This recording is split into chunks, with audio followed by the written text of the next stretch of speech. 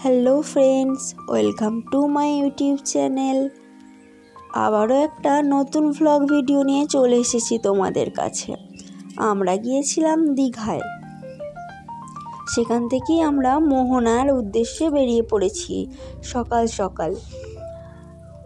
তো ভাবলাম তোমাদের সাথেও ভিডিওটা শেয়ার করি। তোমাদেরও কার কার দীঘা যেতে ভালো লাগে অবশ্যই আমাকে কমেন্টে জানিও। আমরা চলে এসেছি দীঘার মোহনায়।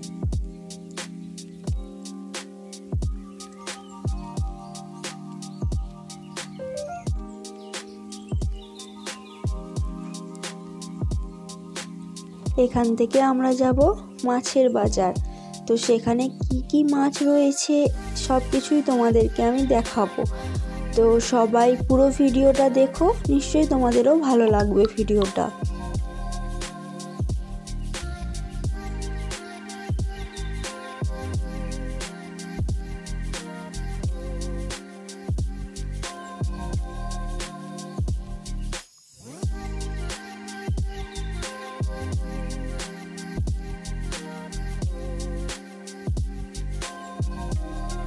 আমরা 4 জনে গিয়েছিলাম দীঘাতে। তো এই ভিডিওটা আমরা করেছিলাম আগের বছরে, এডিট করা হয়নি বলে তোমাদের সাথে শেয়ার করতে পারিনি। আর ভিডিও করা তো তোমাদের জন্যই, তাই ভাবলাম ভিডিওটা তোমাদের সাথে শেয়ার করি, তাই এডিট করতে বসে গেছি। তো আমরা দুজনে এখানে রিলস বানাচ্ছিলাম, ছবি তুলছিলাম দীঘার মোহনায় এসে। আমরা তো দীঘায় খুবই মজা করেছি। সমস্ত কিছু ভ্লগ তোমাদের জন্য করা আছে, আপলোড করব খুব তাড়াতাড়ি।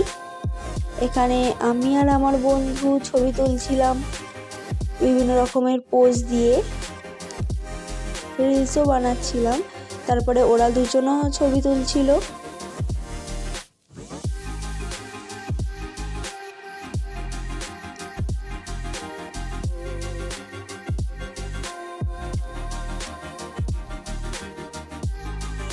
আর এরকম সমুদ্রের শান্ত ঢেউ দেখে যে কারোরই মন একদম ভরে যাবে। এত সুন্দর একটা শান্তশিষ্ট সমুদ্রের ঢেউ এর আওয়াজ সকলেরই ভালো লাগবে। তো আমরা এখানে অনেকটা সময় ছিলাম।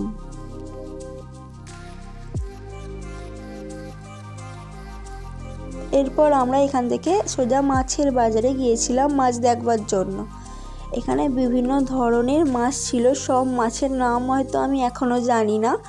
তো তোমরাই দেখে নাও আর তোমরাই আমাকে জানাও যে এই মাছগুলোর নাম কি। এখানে বিভিন্ন ধরনের ক্যাকড়া ছিল, চিংড়ি মাছ ছিল, বিভিন্ন ধরনের মাছ ছিল। মাছের বাজারটা ছিল বিশাল, আর মাছগুলো দেখতেও খুব ভালো লাগছিল। আমরা অনেকক্ষণ ধরে পুরো বাজারটা মাছের ঘুরে ঘুরে মাছ দেখছিলাম আর ভিডিও করছিলাম তোমাদের জন্য। এগুলো মনে হয় ইলিশ মাছ।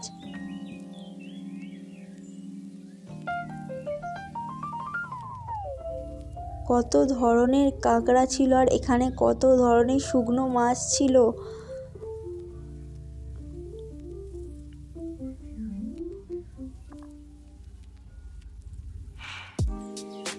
তোমরা কে কে দীঘায় গিয়ে মাছ ভাজা খেয়েছো অবশ্যই জানিও। আর এখানে বিভিন্ন ধরনের বড় বড় চিংড়ি মাছ ছিল। কত ক্যাকড়া আছে এখানে দেখো তোমরা। আর এই মাছটার নাম কি অবশ্যই আমাকে জানাতে ভুলো না। আর তোমরা কে কে এই মাছটা খেয়েছো আমাকে অবশ্যই জানিও।